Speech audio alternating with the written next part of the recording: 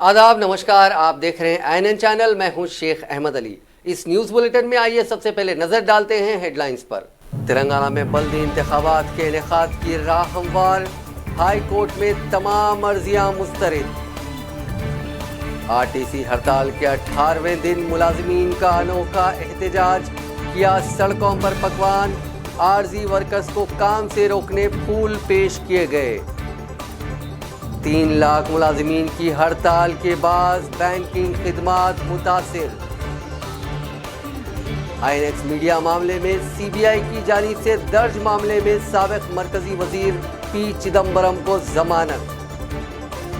और हैदराबाद में मौसम की आंख मिचौली जारी, तेलंगाना में चंद मकामात पर आइंदा 4 दिन तक मूसलाधार बारिश की पेश कयासी। अब खबरें तफसील से। रियासती हाईकोर्ट ने बल्दी इंतखाबात के इनेकाद के सिलसिले में सब्ज झंडी दिखा दी है। बल्दी इंतखाबात के इनेकाद के खिलाफ दाखिल होने वाली तमाम दरखास्तों को आज अदालत ने मुस्तरद कर दिया। गुज़िश्ता चंद माह से हाईकोर्ट में बल्दी इंतखाबात के इनेकाद के खिलाफ कई दरखास्तें दाखिल की गईं, जिनमें बल्दी वार्ड्स की तकसीम और वार्ड्स के तहफ़्फ़ुज़ात को चैलेंज किया गया था।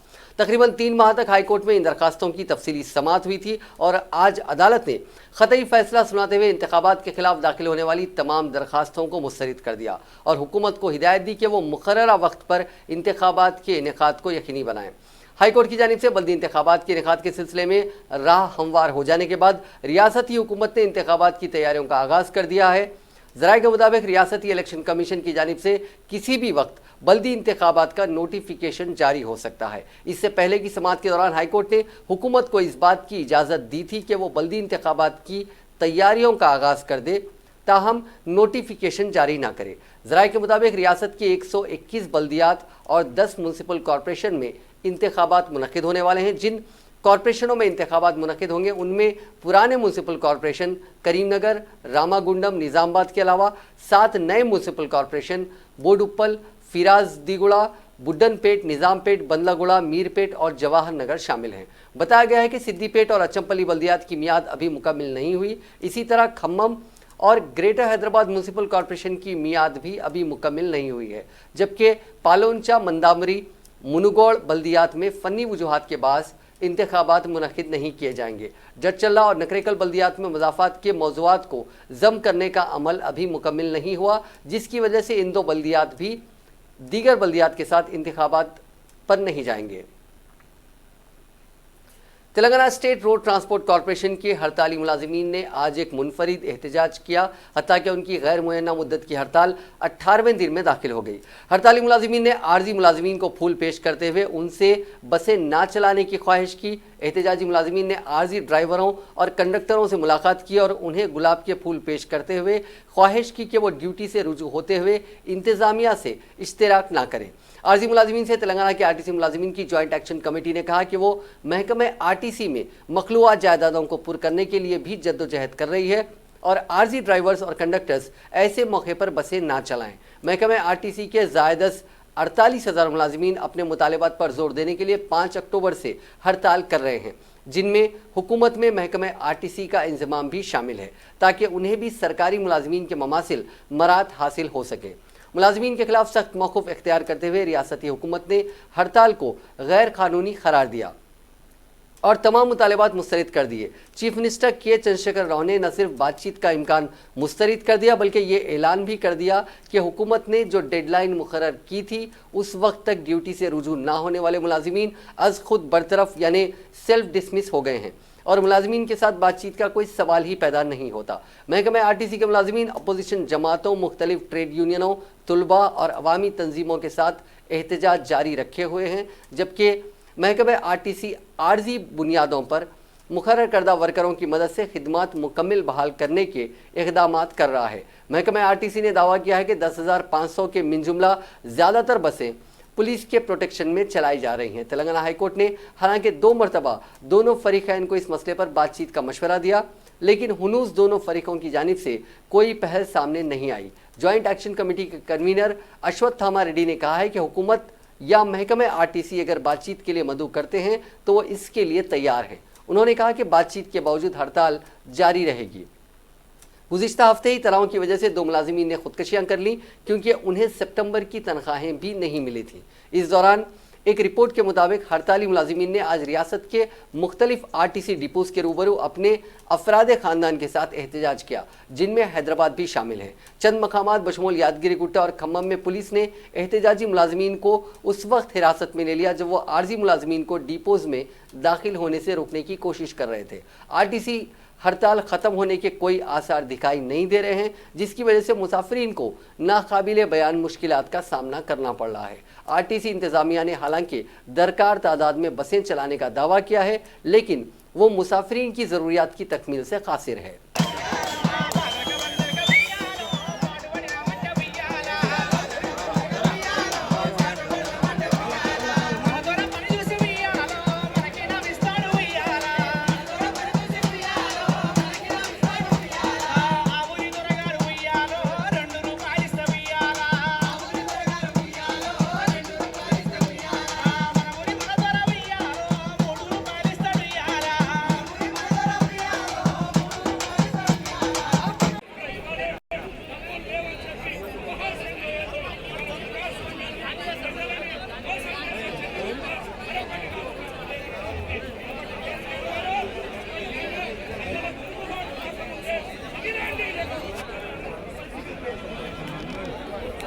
హలో అన్న మాటలు తర్వాత చాలాసేపు మాటలు మాట్లాడుకుందాం. ముందు కార్మికుల సమస్యల మీద ఒక అటు పోండి, కెమెరా ఇటు వస్తాయి, అటు పోయి మళ్ళీ అంతే. మీరు ఇటు సైడ్ మారండి అన్న, మీరు కొంచెం అటు సైడ్ పెట్టుకోండి. ఓకే, నాటకం మీరు తెలంగాణ నాటకం.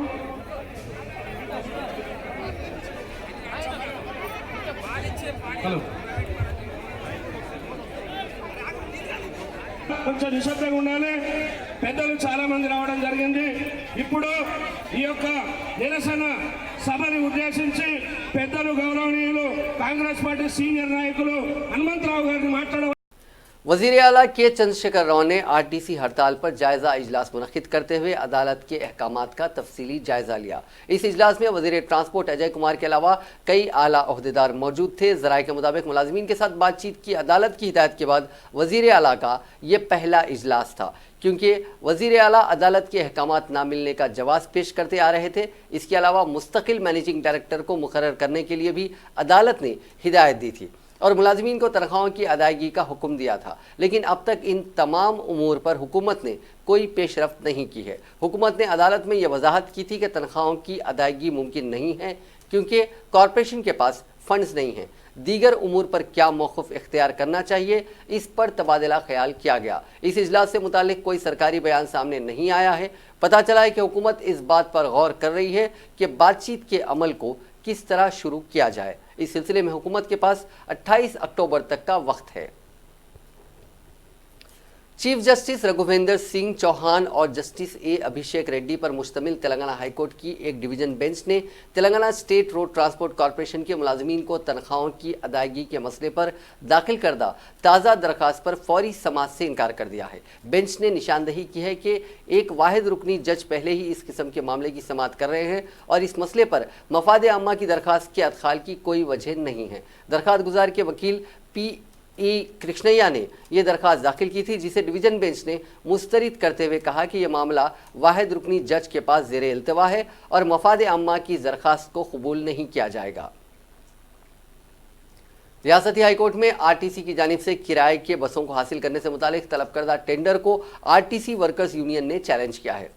वाज़ेह है कि आरटीसी इंतजामिया ने चंद दिन कबल 1035 बसों को किराए पर हासिल करने के लिए टेंडर का नोटिफिकेशन जारी किया था। इंतजामिया के इस फैसले के खिलाफ आरटीसी वर्कर्स यूनियन की जानिब से दाखिल करदा दरखास्त पर आज हाईकोर्ट में समाअत हुई। दरखास्त गुजार ने अदालत से कहा कि तेलंगाना आरटीसी का बोर्ड अब तक कायम नहीं किया गया। बोर्ड के बगैर मैनेजिंग डायरेक्टर किस तरह बसों को किराए पर हासिल करने के लिए टेंडर तलब कर सकते हैं। इस तरह का इक़दाम गैर कानूनी है। दरखास्त गुजार ने कहा कि मुलाजिमीन की हड़ताल के सिलसिले में कोई फैसला ना करते हुए मुस्तकिल बुनियाद पर किस तरह किराए की बसों को कॉरपोरेशन हासिल कर सकती है। इस मौके पर आरटीसी की जानिब से पैरवी करने वाले एडवोकेट जनरल ने अदालत को बताया कि आरटीसी अपनी ज़ाती बसों को चलाने के मौक़िफ़ में नहीं है। इसीलिए किराए के बसों को हासिल करते हुए मुतबादिल इंतजाम करने के इक़दाम कर रही है ताकि आवाम को मुश्किलात से बचाया जा सके। उन्होंने कहा कि आवाम को मुश्किलात से बचाने के लिए अदालत ने मुतबादिल इंतजाम करने की कॉरपोरेशन को हिदायत दी थी। अदालत की इसी हिदायत के मुताबिक किराए की बसों को हासिल करने की कोशिश की जा रही है। दोनों फरीकैन के मौक़िफ़ को जानने के बाद अदालत ने कहा कि अब तक आरटीसी से मुतालिक जो भी दरखास्तें मौसूल हुई हैं, इन तमाम को यकजा करते हुए इसकी समाअत 28 अक्टूबर को करने का ऐलान किया।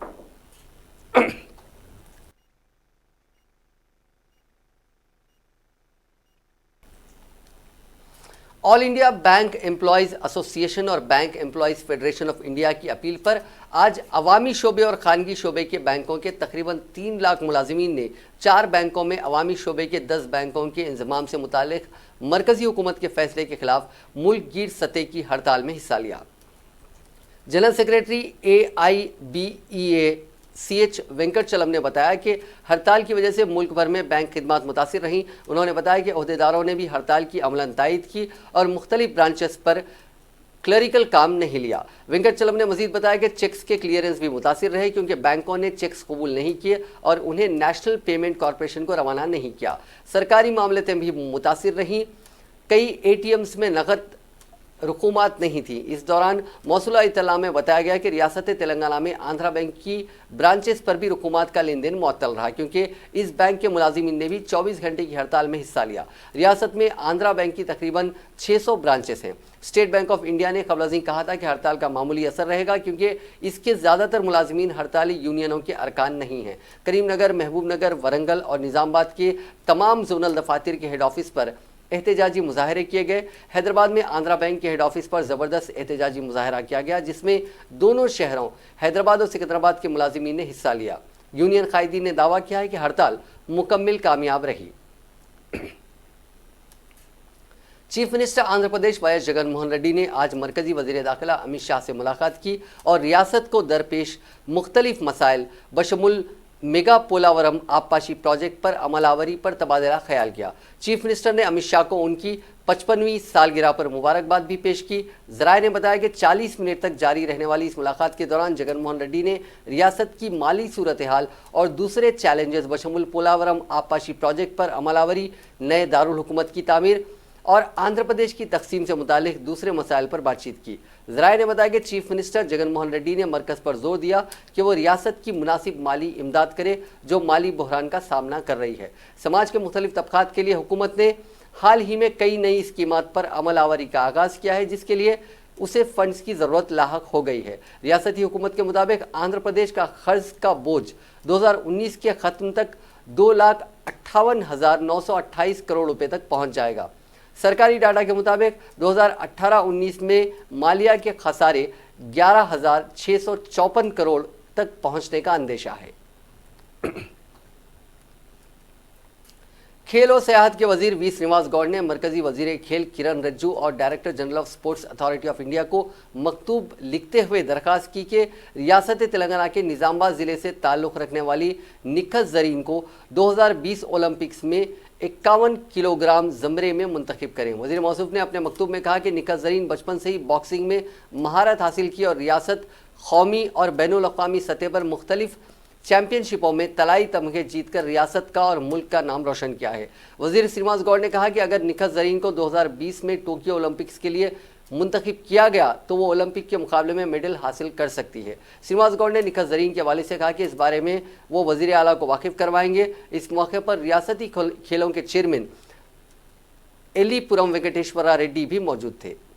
कैसे करना करेंगे या आने के बाद सीएम साहब मिलाएंगे, सीएम साहब मिला के बोलेंगे ऐसा करें अपन सीट से कुछ भी ना मदद नहीं है करेंगे। अच्छा साहब बोलेंगे सीएम साहब मुझे अच्छा तो जिनके पास बोलिए तो कर देता हूँ।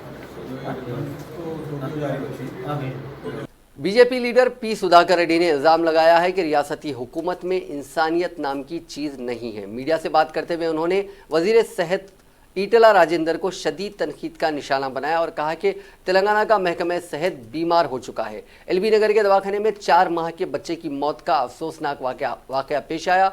इसके लिए दवाखाने का इंतज़ामिया जिम्मेदार है। फायर सेफ्टी के कवायद की खिलाफ वर्जी करने की वजह से आग लगने का वाकया पेश आया। उन्होंने मुतालबा किया कि इसके जिम्मेदार अफराद के खिलाफ फौरन मुजरिमाना मुकदमा दर्ज करते हुए उनको हिरासत में लिया जाए। उन्होंने कहा कि महकमा सेहत के ओहदेदार रिश्वत के आदी हो चुके हैं और हुकूमत में इंसानियत नाम की चीज़ बाकी नहीं रही। रियासत को हवा में छोड़ दिया गया है। डेंगू बुखार के नाम पर खानगी दवाखाने अवाम को लूट रहे हैं और हुकूमत वबाई इमराज पर काबू पाने में नाकाम हो चुकी है।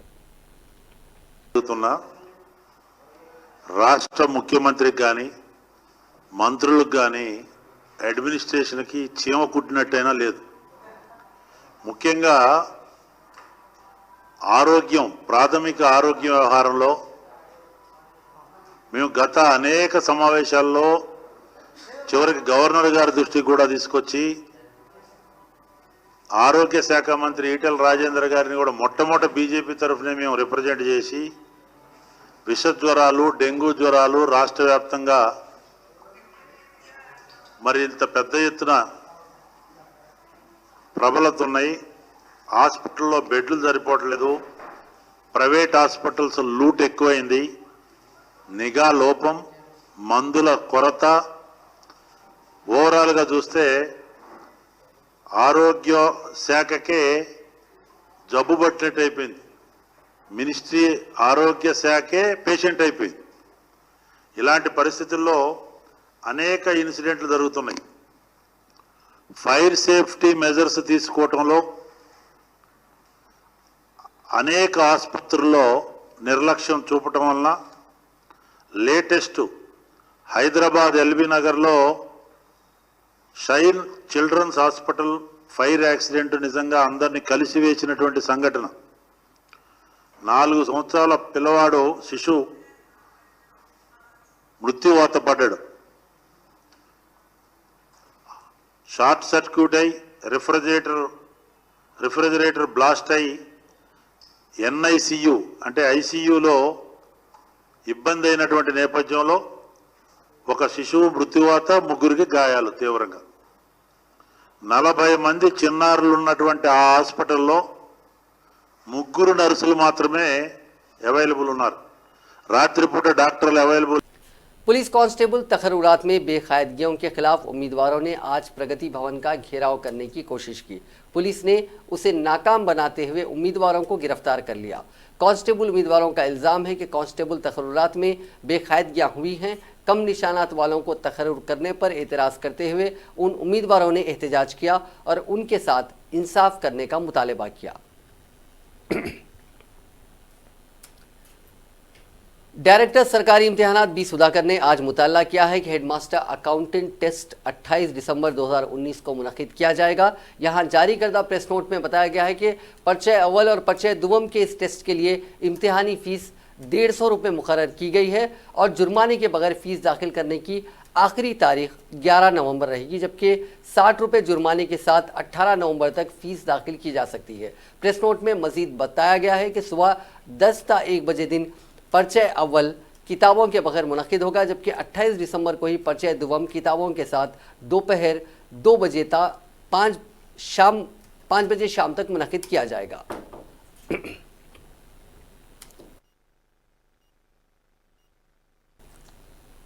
ज़िले निज़ामाबाद में एक कार नहर में गिर पड़ी। मकामी अफराद ने गाड़ी में फंसे अफराद को बाहर निकाल लिया, जिससे एक ही ख़ानदान के 5 अफराद की जान बच गई।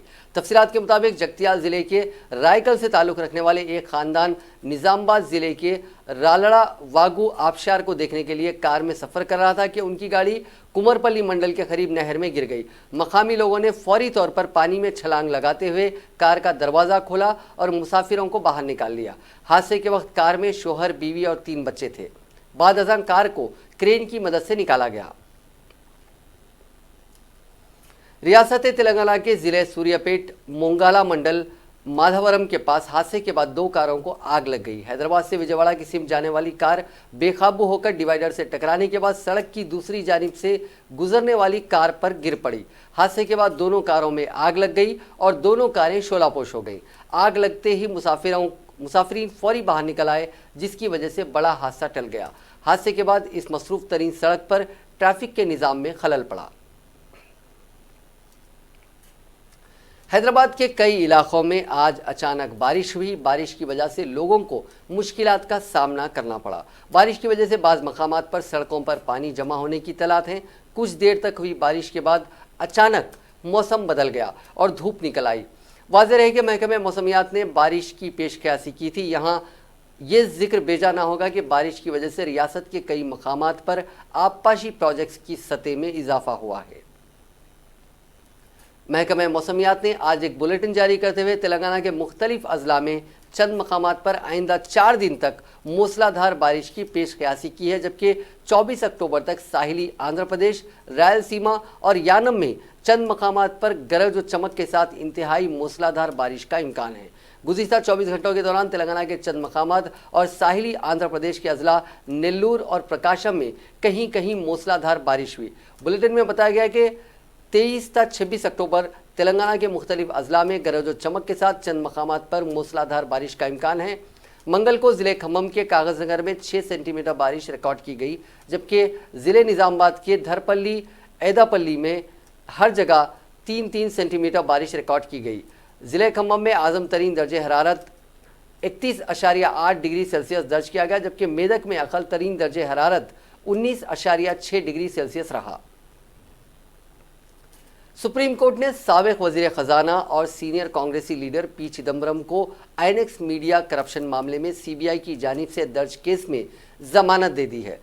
चिदम्बरम इसके बावजूद रिहा नहीं हो सकेंगे क्योंकि वो इस मीडिया ग्रुप से मुतालिक मनी लॉन्ड्रिंग के एक और मामले में 24 अक्टूबर तक एनफोर्समेंट डायरेक्टरेट की हिरासत में हैं।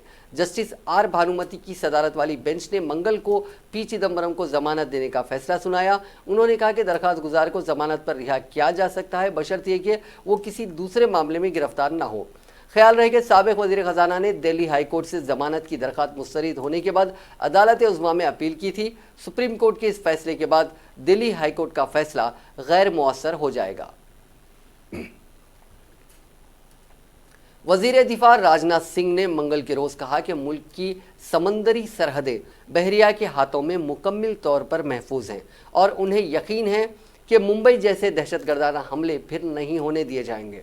फौज भवन में यहाँ बहरिया के सबसे आला कमांडरों के इजलास से खिताब करने के बाद राजनाथ सिंह ने सहाफ़ियों को बताया कि कमांडरों से बातचीत के बाद वो पुरएतमाद हैं कि समंदरी सरहदें बहरिया के हाथों में महफूज हैं। समंदरी सरहद पर चाको चौबंद सिक्योरिटी इंतजामात हैं और उन्हें यकीन है कि समंदरी सरहद के ज़रिए मुंबई जैसे दहशतगर्दाना हमले को दोहराया नहीं जा सकता। पाकिस्तान के वज़ीर शेख रशीद के इस बयान पर कि अब तोप नहीं न्यूक्लियाई बम चलेगा, उन्होंने कहा कि हिंदुस्तान कभी जारहाना नहीं रहा, ना किसी की एक इंच ज़मीन पर कब्जा किया, लेकिन अगर किसी ने हमारी तरफ बुरी नज़र से देखा तो हमारी मुसल्लह अफवाज किसी को भी मुंह तोड़ जवाब देने के काबिल है। उन्होंने कहा कि दिफाई शोबे में मेक इन इंडिया मनसूबाबंदी को फ़रोग़ दिया जा रहा है और मुल्क को इस शोबे में खुद कफील बनाने के साथ साथ दिफाई बरामदात का गढ़ बनाने की कोशिश की जा रही है। मैं पूरी तरह से आश्वस्त हूँ कि हमारा यह सी रूट जो समुद्री क्षेत्र है वह इंडियन नेवी के हाथों में पूरी तरह से सुरक्षित है और हमारी इंडियन नेवी का भी यह संकल्प है कि किसी भी सूरत में 26/11 इसकी पुनरावृत्ति न होने पाए या किसी भी सूरत में न दोहराया जा सके, एक ऐसी चाक चौबंद व्यवस्था की है। और आज मुझे यह जानकर बेहद खुशी हुई कि स्वदेशीकरण, इंडिजनाइजेशन की तरफ भी हमारी इंडियन नेवी तेजी से बढ़ रही है और हमारी जो शिप्स हैं उसमें एक हाई परसेंटेज उन्होंने इंडिजिनस आइटम्स लगाने में भी अब काफ़ी कामयाबी उन्होंने हासिल की है। इक़्तिसादियात के नोबेल इनाम से नवाजे गए अभिजीत बैनर्जी ने मंगल को वज़ीर आज़म नरेंद्र मोदी से मुलाकात की। मोदी ने बैनर्जी से मुलाकात के सिलसिले में ट्वीट करके इतला दी। उन्होंने लिखा कि उनकी बैनर्जी के साथ मुलाकात शानदार रही। So I really, it was a privilege to have this meeting with the PM. The PM was kind enough to give me quite a lot of time and to talk a lot about his way of thinking about India, which was quite unique because, you know, one hears about policies, but one rarely hears about the thinking behind it. And he talked about the way he sees governance in particular and why, some sense, maybe the mistrust of the people on the ground colors our governance and how it therefore creates structures of kind of elite control over the governance process, not a responsive government. And in that process, he also, I think, very nicely explained how he's trying to reform the bureaucracy to make it more responsive, to understand the ways in which people's views need to be taken into account, expose them more to the reality on the ground. And that I thought was, I think it's a very important point for India to create a bureaucracy that actually lives on the ground and gets its stimulus from how life is on the ground. And without that, we get an unresponsive government. So thank you, PM. That was a unique experience for me. Assam में आबादी पर काबू पाने के लिए रियासती हुकूमत ने एक अहम फैसला लिया है। हुकूमत ने ऐलान किया है कि अगर सरकारी मुलाजिमत के ख्वाहिशमंद अफराद को 2 से ज़्यादा बच्चे हों तो वो उन्हें मुलाजिमत के लिए नाअहल कर देंगे। इस कानून का इतलाक़ 1 जनवरी 2021 से होगा। ये फैसला काबीना के इजलास में किया गया।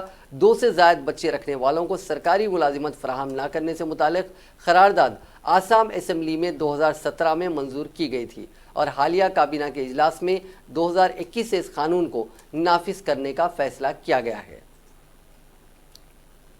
पाकिस्तान के साबिक़ वज़ीर-ए-आज़म नवाज शरीफ को खराबी सेहत के बाद अस्पताल में शरीक कर दिया गया है। मीडिया रिपोर्ट्स के मुताबिक नवाज शरीफ के प्लेटलेट ख़तरनाक हद तक नीचे गिर गए हैं, जिसके नतीजे में जेल हुक्काम ने उन्हें लाहौर सर्विसेज हॉस्पिटल मुंतकिल कर दिया है। नवाज शरीफ के अफराद ख़ानदान, मद्दाह और पार्टी कारकुन की बड़ी तादाद अस्पताल पहुंच गई। अपोजिशन लीडर शहबाज शरीफ ने अस्पताल में नवाज शरीफ की आयादत की। नवाज शरीफ इस वक्त पनामा पेपर्स स्कैंडल केस में लाहौर की एक जेल में मुक़ीद हैं। नाजरीन, आखिर में एक बार फिर से नज़र डालते हैं हेडलाइंस पर। तेलंगाना में बल्दी इंतखाबात के इनेकाद की राह हमवार, हाई कोर्ट में तमाम अर्जियां मुस्तरद। आरटीसी हड़ताल के 18वें दिन मुलाजिमीन का अनोखा एहतजाज, किया सड़कों पर पकवान, आरजी वर्कर्स को काम से रोकने फूल पेश किए गए। 3 लाख मुलाजिमीन की हड़ताल के बाद बैंकिंग खिदमात मुतासिर। आईएनएक्स मीडिया मामले में सीबीआई की जानिब से दर्ज मामले में साबिक मरकजी वजीर पी चिदम्बरम को जमानत। और हैदराबाद में मौसम की आंख मिचौली जारी, तेलंगाना में चंद मकामात पर आइंदा 4 दिन तक मूसलाधार बारिश की पेश कयासी। नाज़रीन, आज के इस न्यूज़ बुलेटिन में बस इतना ही। देखते रहिए INN चैनल।